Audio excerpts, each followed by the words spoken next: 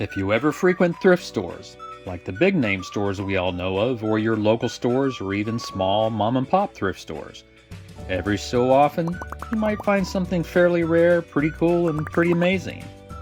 But on those super, uber, ultra rare occasions, like when the stars align, politicians agree, you win the lotto, you might just find yourself some real treasure.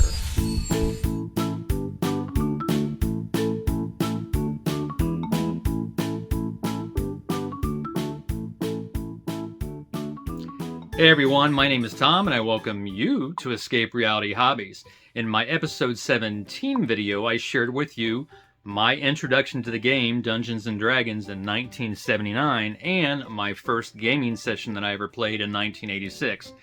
And in that video, I gave you a tiny little teaser about me finding my greatest thrift store or garage sale find ever, whether it was man cave items, hobby items, plastic models, or games. So let me show you the treasure that found me. I just left that Goodwill donation line with this, a Dungeons & Dragons treasure hoard. And it was all free. Oh my God, that can't be true. Is that true? You can't handle the truth!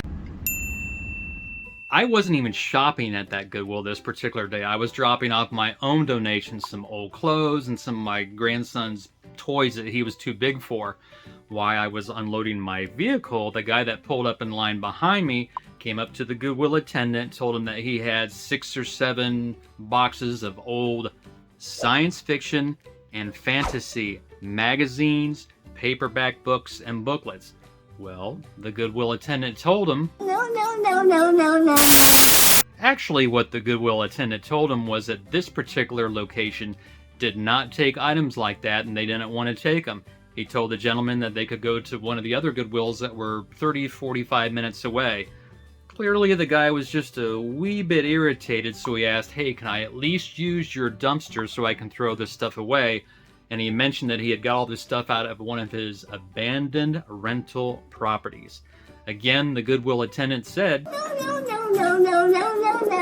So the guy was getting a wee bit frustrated, so I kindly and friendly interrupted and told him that, hey, I like reading science fiction and fantasy stuff, and I'll be happy to take this stuff off his hands, and if it needs to be thrown away, I'll take care of throwing it away.